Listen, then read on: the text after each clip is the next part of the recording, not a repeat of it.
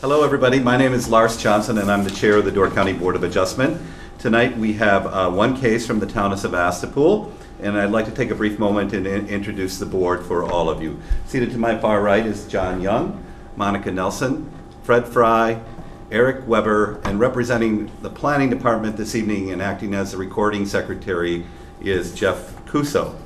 And as I said, we have one case from the town of Sebastopol, and how we will proceed this evening is I'll take a brief moment and read the legal notice into the record, and then you'll be, the applicants will be invited to come to the table and state their reasons for trying to secure a variance. It's absolutely critical that you pay close attention to the material that you submitted to us prior to this evening, and pay special attention to unique property limitations, no harm to public interest, and unnecessary hardship. Those are the three criteria that you must meet for us to grant you a variance. And so it's important to go through that as you submitted your application. Once you come forward and offer testimony, then you'll be excused. Then we'll go to the audience and ask for any testimony in support of the variance request. We'll hear the testimony in support, and we'll hear letters in support. And then when that is concluded, we'll go to the audience and see if there's anybody that wishes to offer testimony in opposition. Also letters in opposition, and once that's concluded, you'll have a chance for rebuttal if it's necessary. And at that time, then I will look for a motion from the board. Once we've heard all the testimony, we'll close the hearing, and I will ask the board for a motion to go to our worksheets. And when I do that, it'll take us about 10 minutes to complete the worksheets, and then we'll reconvene and announce a decision this evening. So after I read the notice into the record, I'll ask the planning department to give us a brief introduction, and then I'll invite whomever wants to come first, since we only have one case this evening. Okay? Any questions before we begin? And please make sure your cell phones are off. And with that being said, the town of Sebastopol, Laurel Weiss, Robert P. and Marcia R. Kurth, and Jeffrey Peter Silka petition for a variance from section 323A of the Door County Comprehensive Zoning Ordinance, which requires lots in the Estate ES zoning district to be a minimum of 5 acres in area. The petitioners propose to reconfigure their 3 lots addressed 6039 Trillium Lane, 6005 Trillium Lane, and 5991 Trillium Lane, which would result in each lot being 4.90 acres in area. The purpose of the reconfiguration of the lots is to resolve past surveying and legal description errors which resulted in a 19.79 foot overlap between 6039 Trillium Lane and 6005 Trillium Lane. These properties are located at 6039 Trillium Lane, 6005 Trillium Lane, and 5991 Trillium Lane in Section 5, Town 28 North, Range 26 East, and in an Estate ES zoning district. And boy, I don't think I've ever said trillium so many times. Almost like a trillion times. Yeah. Thanks, Eric. All right. Jeff, what can you tell us about this? Okay. The subject properties are located approximately 1 mile east of the community of Little Harbor in the town of Sebastopol. All 3 properties are zoned estate. These properties are surrounded by small residential and vacant lots to the north, east, and west, zoned estate. Trillium Lane is adjacent to the north. To the south are large, vacant, wooded, and agricultural lots, zoned estate, also zoned estate. The community of Carlsville in the town of Egg Harbor is approximately 2.5 miles northeast, and the city of Sturgeon Bay is slightly over 4 miles south.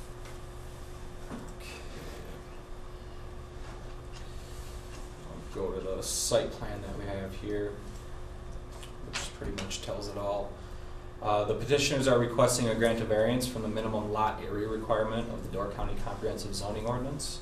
for lots in the estate zoning district. The minimum lot area for lots in the estate zoning district is 5 acres. The petitioners propose to reconfigure the 3 lots by adjusting the common lot lines between the 3 lots, which results in each lot being 4.9 acres in area. The purpose of the reconfiguration of the lots is to resolve past surveying the legal description errors, which resulted in a 19.79-foot overlap between 6039 Trillium Lane and 6005 Trillium Lane, which would be the 2 lots to the west on the left-hand side there, the middle lot and the left lot. All 3 properties currently contain single-family residences. The proposed reconfiguration of the lots will comply with all other ordinance requirements and will not cause any existing structures to become non-conforming. And that is all I have. Okay. Before we begin then, what happens beyond these 3 parcels? Beyond those 3 parcels, the surveyor did take a look into that, and there's be no concern with beyond those 3 parcels because the legal descriptions do match up both to the west and to the east. Okay. But for the boards, and I might have a little more insight into this than whatever. Part of the problem is that some of the deeds came from Reynolds Road and came over, and some of the deeds came over and never the 2 shall meet. So, do you follow what I'm saying? I do. Yep. So that's where the discrepancy happened. So our job tonight is to figure that out and make the right decision and figure that out. So and I was not the surveyor. In other words, it really pertains to just these 3 parcels. So an assessor's plot or anything like that would be unnecessary. It's these just 3 about parcels. impossible. And in 24 years of land surveying, I have never gotten anybody in an entire neighborhood to agree to it. I have thought that that was the best alternative, and I have never, you cannot get, because the guy from, and I'm just going to pick on a person from Chicago, the guy from Chicago is like, I'm happy with my lines there. I'm not going to kick, money in the can to do it. So the assessor's plats, in 24 years of my experience, has never happened. Sure. It's a wonderful idea, but it doesn't happen. And if they did go with the assessor's plat route, the county wouldn't even review that, and we wouldn't have had to come here for Board of Adjustment at all. So just that process, if it goes through the assessor's plat process, it just gets approved at the state level, and then they're good to go. Okay. So that was one option. This, as Eric explained, typically is the easiest option for Got just it. the neighbors in the immediate vicinity to come to an agreement. Okay. All right. Thank you both. One other thing I forgot to mention in my preamble, it's the practice of the Board of Adjustment that when you do come to the table that we take a brief moment to swear each and every person in under oath, unless there is legal counsel here representing a client, and that individual would not be sworn in under oath as a matter of practice with attorneys. And I think I've covered everything. And then is there somebody that would like to come forward and start this process? Mr. Starr. Yes, sir. And please have a seat and state your name and address for the record. My name is Bob Starr, and I live at 759 Memorial Drive in Sturgeon Bay. And do you swear that the testimony you're about to give is the truth? I do. Okay, thank you. Okay, so the reason why we are here tonight is this all started, it started a number of years back in about 2003 when a survey was done down on the corner of Trillium and Reynolds Road. And all of a sudden, that surveyor set the pipes that were quite a bit different than the pipes that had been put in there in the mid-70s when the original survey was done. And that kind of started making people in this area aware of that there might be some kind of a problem. Mr. Kurth, who I represent, Bob and Marcia Kurth, came to ask me to help them sell their home actually we've been talking about it for probably a year or two. And he made me aware that there was a potential for an issue related to the lot lines. He wasn't sure of the clarity. He had actually hired legal counsel to look into it a couple times, and he offered different ways of probably solving it. But Bob never was able to really get a handle and actually do anything corrective. When he came to me and said, okay, we're ready to actually list the property, put it up for sale, I said, well, let's at least make full disclosure to any potential buyer that there is an overlap of some type. We don't know what caused it and what happened. So we did that. We made full disclosure to any buyer that showed interest in the property. We secured an offer to purchase to close on the property for Bob and Marcia Kurth. And when we had the title insurance created, that's when everything went to heck. Because the title insurance policy, this is it, there's multiple representations in here of overlaps. And the fact that the title company will not insure over that area.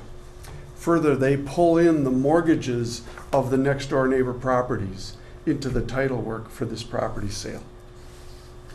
And that creates a further complication and a cloud on the title. It basically meant that we are unable to sell the Kurth property at this time. And it probably would be the same thing if the Wises wanted to put their property up for sale. Their title would be the same thing. So we are left with at least one property, if not two, that are basically, unless somebody really doesn't care about the title for the property, is basically unable to close a transaction. So that started a 3-month process of us hiring the surveyor and going down this road, which leads us here tonight. So the way we looked at that, if you look at the site map, the dotted line, the shaded lines that have the black dots on each end, that's the original survey markers that are there now. Excuse me, Bob. Yes. Okay, thank you. For high tech. I might have turned it off or On something. the side there. A little button there. Okay, there, thank you. You gotta hold it. Oh, you got a hold. We're not that high. All right, all right. That Yes. costs extra $15 to get the I guess so. non-button one. So this dotted line here that has this is the original survey that was done, and those stakes are in there today. This one there and this one over here. The stakes are there, right there. When the surveyor completed his work, it showed, based on the deed's description, that the actual lines are this dotted line over on the left side, over here. And the problem on this side, the reason why Peter Silka is kind of pulled into this, is that according to the deed's description, there's an encroachment here. Part of the driveway asphalt, and we actually have a propane that we would have to move here too, even if you folks approve our requests. The way we thought to solve this is to create a middle ground and create 4.9 acres in all 3 properties, which ultimately comes to this solid line in the middle of those two lines. And that's our proposal as to how to solve this problem. And that's basically what we're trying to do. And we thought for consistency, it's better to make all 3 lots the same with as minimal of coming down off the 5-acre minimum in this area as possible, and yet offer a reasonable solution. So the property owners on either side, Jeff and Laura, they're in agreement with that? Yes, they are. Yes. Yeah, I've received written permission from Mr. Peter Silka to speak on his behalf, and he has signed the petition for the variance. And the Wises are here this evening, and they signed the petition for variance also. By the way, Jeff is very helpful. He's very good at what he does. So that's kind of why we are here tonight. We're hoping to close on the Kurth transaction, but we need to free and clear the title. We did check with the title company upon coming up with this solution to make sure that they would be satisfied that this is a reasonable solution to the title concerns, and they are indeed. Are there homes on the Weiss property or the Peter Silka property too? Yes. Both. Okay. And none of this will affect the side yard setbacks? Correct. And then what about wells and sanitary systems? Are there any problems with any of the wells or sanitaries on either of the properties? The surveyor, I believe, looked at all those issues and said you are free and clear as it relates to those proposed lot lines. I'm not sure on the neighboring property. And even if there was, I mean, even if a sanitary system did encroach onto someone else's property, that is certainly fine. Fine. It would just need to be done with an easement. Sure. So that's, And that wouldn't pertain to us. it wouldn't have Yeah, anything to right, do with zoning. Right. At least I'm not aware of that Right. being the case. Okay. Any other questions for Mr. Starr? No. Okay, Bob, you're excused. Okay. Thank you very much. Thank you very much. Thank you, Eric. Is there anyone else in the audience who would like to offer testimony in support? Come on forward, please, so that the tape can pick you up and please state your name and address for the record. Stephen Wise, 6039 Trillium Lane. I'm representing my wife Laurel, Okay? and we live in the left-hand property there. Okay, just 1 second. Do you swear that the testimony you're about to give is the truth? Yes. Thank you very much. We live in the left-hand property there, and we've been aware of this issue, and it needs to be resolved, and sooner better than later. So we're for it, and I guess that's all. There's no encroachments. Our properties, the lots are 330 feet wide, where everyone's way off the property lines. That driveway was the only thing that was closed, so. I Okay, don't see any and your problems. driveway into your property too is? Yeah, it's on the other side of the lot, so. Okay, great. Okay, And even to address concerns with the sanitary system, those residences, as you can see, are pretty far away Pretty from those far away. property lines, so yeah, very highly unlikely that the sanitary system encroaches that far. okay. Thank you very much. Thank you. Okay. Is there anyone else in the audience that would like to offer testimony in support of the variance request? In support? Okay, let the record show there's no one else in the audience to offer testimony in support. Do we have any letters in support? Just the one letter from the town in support that was included with your packet. Okay. Is there anyone in the audience that would like to offer testimony in opposition to the request? In opposition? Okay, let the record show that there's no one present to offer testimony in opposition. Do we have any letters in opposition? No letters in opposition. Okay, all right. The applicants did a very good job, in my opinion, based on the packet of information that we have on our, I guess I can call them laptops, on our old laptops. Thank you. Our antiques. But we certainly have all that material in front of us, and I know that all of you have done your due diligence in preparing and reviewing all of that. At this point, since we've heard from Mr. Starr and we've heard from Planning Department staff, is there anyone that's willing to make a motion? I will make a motion to approve the variance as presented to us tonight. Okay, second. Okay, motion by Eric, second by Fred, and that's to get us to our worksheets, and it should take us about 5 or 10 minutes, and then we'll reconvene. You're welcome. Just sit still and talk back and forth. You can do that. Thank you. Okay, everybody, we can reconvene. I'll let Lanny get set up here, and all of you want to take your seats, please. The first question, in order to grant a variance request in this case, deals with unique physical property limitations.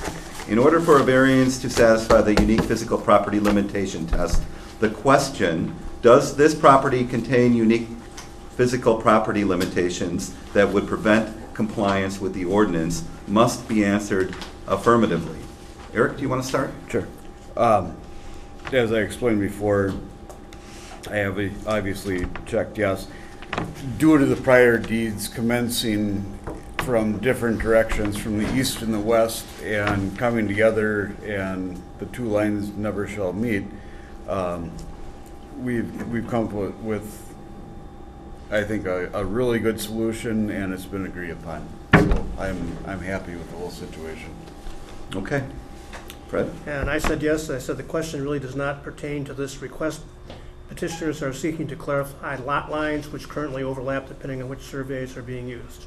Okay, thank you. I also checked yes. I said it's not possible for all 3 lots to meet the required 5-acre minimums. This reconfiguration is very fair and is consistent with good planning practices. I agree with Lars and Fred, pretty much the Okay. same. John? I said yes for number 1.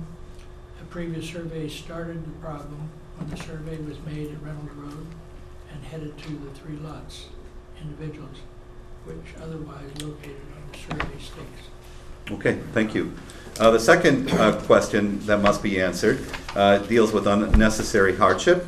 Unnecessary hardship exists when a literal enforcement of the ordinance would unreasonably prevent the owner from using the property for a permitted purpose, or when conformity with the ordinance standards would be unnecessarily burdensome. In order for a variance to satisfy the unnecessary hardship test, the question, A, does denial of the variance requiring compliance with the strict letter of the ordinance provisions in question unreasonably prevent the owner from using the property for a permitted purpose? Or B, is conformity with the regulations unnecessarily burdensome? Must be answered affirmatively. Eric? I went under the A part, the first one, and I checked yes. I'm just going to keep kissing up because I had really good math teachers in school. I looked at the volume of land that we have. We're dividing it equally. It's just a very, it's a great way to do it. Okay. You know, we're making it simplistic. Everybody's agreed on it, and if everybody's happy, I'm happy with it. Okay. Fred? I said yes to part B. I said petitioners are simply trying to establish agreed upon lot lines in the most equitable manner. Okay. I said yes to part A. The overlap of the two deeds provide a cloud on the title of the properties, and this variance will now solve that issue. I said about the same thing as Fred, but I added that this will allow them to secure property as far as title, insurance, and that kind of thing now and in the future. Okay. So you had yes for question B? Yes, for question B. John? Same thing you said, Mark. Okay. And that's yes for question A? Correct. Okay, thank you. The final question deals with public interest, spirit, and intent of the ordinance. In order for a variance to satisfy the public interest test, the question, does the granting of the variance result in harm to the public interest, must be answered negatively. Eric? I checked no. And by the time we get to this, I always feel like we're reiterating our points, but we're basically fixing deeds, fixing lot lines for the generations to come. And we're, at this point, we're doing good. Okay, thank you. Fred? I also said no. I said essentially nothing changes except the lot lines are clarified. Variance requests of 0.1 acre per lot are minimal and inconsequential. Okay, thank you.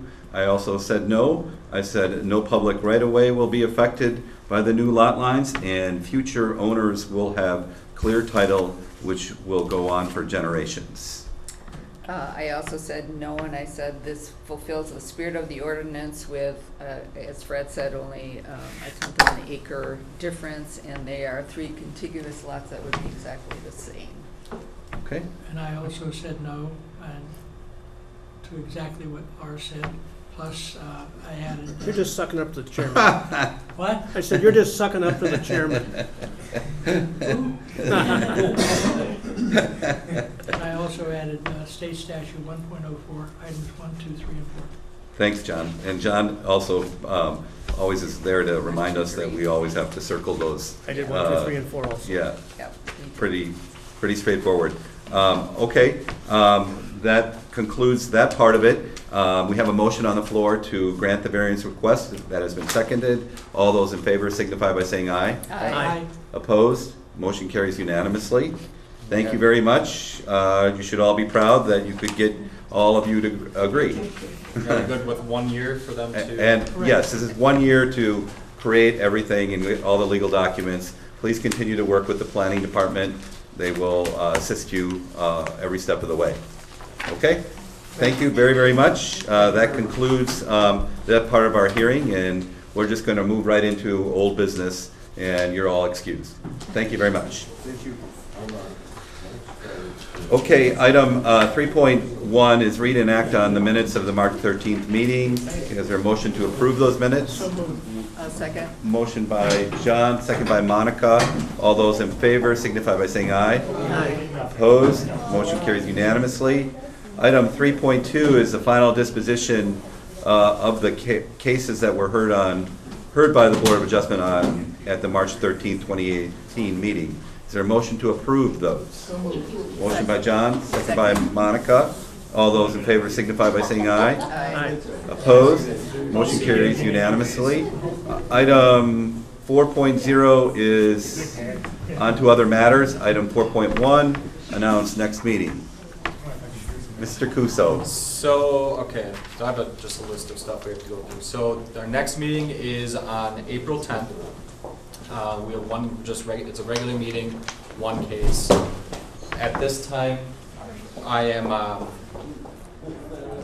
anticipating all the regular members to be there. Is that correct, that you'd all be available for the 10th? Yes. Okay, now, and Monica, I'm pretty sure Bob said he was available for that That's meeting great. anyway, so Okay.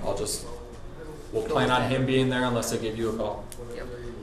Then the appeal hearing is going to be on April 24th, the first night, and then the second night is April 26th. So that's a Tuesday and a Thursday. That's the campground? That's the campground for the Okay, that's the one appeal. that I'm out of. Yep, correct. So at this time, and we had everyone, well, it took a while, but we figured it out. Lars, Fred, Bob, John, and Monica will all be at that meeting. Okay. And we are on our regular start time at 6:30. Regular start time at 6:30. Okay. Correct. And that will be published so the Yep. public knows that it will The be. public notice will go out next week, Should we get Tuesday most hotel likely. rooms for us long-distance people? Well, Airbnb. That's good, huh? Airbnb. all right. Okay. That's why we got 2 nights. Yeah, and you know, I just want to, you know, reiterate that, you know, I'm sure that the planning department is going to supply us with a great deal of material. So, you know, please do your due diligence and take your time and go through it, and that way we'll be able to give the applicants a fair and impartial hearing. We're out of open meeting, right? Yeah. Well, we still got one door open. Yeah, we can leave one door, so we have one door We still open. got one door open. And we'll, you know, do our best with the staff's assistant to move that meeting right along. It's not my intent to go into the wee hours of the late evening and early next day. I think we've never done that before, so we'll just, I'll do my best to consider keeping things flowing in a fair manner, and hopefully we'll be able to render a decision in 2 nights. I have a It'd be suggestion. perfect, we could render it in 1 night, so, but we'll see how it goes. I have a suggestion. Yes, sir. It was used on us very, and you may remember, where we had a couple hundred people who were going to testify. And I'm trying to think who the chairman was then, but at the planning, the first, Well, we had that with Camp Zion, that we had a yeah, overflow crowd for that. yeah. But what they did, and I'm trying to think who the chairman was, he said, no redundancy. So in other words, people get up there just for the sake of getting up there. And they say the same identical thing. Yeah, well, So what Well, the chairman I did think- was he made that clear. Yeah, well, I will, you know, do my best to reiterate that, and, you know, and I think that's a given, we've all had that. It'll be, you know, if both sides are represented by legal counsel, that tends to help matters, in my Yes, opinion. yes. But we will see how it goes. But But everybody has an yeah, and opportunity to come forward. but I think the Camp Zion one, Lars did a really good job of trying to keep things on track, but we Oh, can't yeah, keep, we yeah. can't keep people from coming up and testifying if they want Well, to. and that's the thing, is that if you try to say you can't be redundant. You can't say well, that. All of a sudden, John goes up and says something, which is exactly what I was gonna say, and then all of a sudden, somebody comes up in rebuttal and says something that disputes what you and I were gonna say. Sure, But I he can can't speak come up and you in the can't speak, second right? round. sure. Exactly. Well, I think we've all been here long enough. We all know what we need to do, and we'll do our best to keep things flowing. And if I need a reminder, please don't hesitate to speak up. And I, you know, look to planning department staff for support. And I would imagine both you and Rick will be here that Yeah, we evening. will both Those be here evenings. for that Okay. meeting. All right. Meetings. Very good. And So. we'll probably have multiple emails coming out with the packet, just because we'll probably send one packet out, and then we'll get more letters. We'll send out more packets, so we don't have to sit there during the meeting and read through 60 more letters that we received in a week. So just And- watch for multiple And, mailings. I would reiterate too, if you have any questions, so we don't ever run into any problems of ever being accused of walking quorums, please address those questions to the planning department staff. Mhm. Okay? Fair enough? Okay. All right. Item 5.0. I still have more Oh, stuff all right. going on. All right. So then we do have a tentative meeting for the second Tuesday in May also. Meaning the 8th. On the 8th. So we'll just keep that tentative at this point. I'm available. I know that I'm wide open then. Okay. You do have, Mariah sent around a Board of Adjustment workshop flyer today, and I put that in front of you also. Fred said Oh, that yeah. he's interested in going already. I'm interested. So what we would be doing is, we'd probably just meet here at 8 o'clock in the morning, leave shortly thereafter. It starts at 10 o'clock and then it adjourns at 2 o'clock, so then we'd be home around 3:30. So, Let planning department staff know if you want to attend. I can't go. I know that my calendar is full. so, Fred, are you for sure good to go? Okay, and Monica, you? I have to check my calendar check at work. Okay, And I'm questionable because I think we have some out-of-town guests coming in. okay. Well, I would need to know by the 3rd, April 3rd, for sure. Preferably before that, end of the week would be Better. best date. And you're inquiring with the other two members as well? Correct. Okay, thank Yep. you. And that is all I had for announcements. Okay, we can move on now. Okay. And just food for thought, since it's getting closer to my swan song here. Mhm. If Mariah settled, or if you talk with Mariah, if she settled on someone to take my place, if that person, if she's made that decision, maybe that workshop might be helpful. Yeah. But that's up to you. That decision hasn't been made yet. Sure. I know she's been talking to Yep, suggestions from everyone. sure. Okay, fair But enough. the decision won't be made until county board. Right, and I just, these workshops don't come up often, Yeah. then I find them really helpful, Yep. and so they're always well done. Okay? Okay, thanks. Anything else from you? That's it. Okay, item 5.0, vouchers. Is there a motion to approve vouchers? We don't need a motion. Nope, we're good? Yeah, we're Okay, good. and then item 6.0, motion to adjourn. So moved. Motion by John, second by Eric. All those in favor signify by saying aye. Aye. Opposed, motion carries unanimously. Thank you very much, everybody.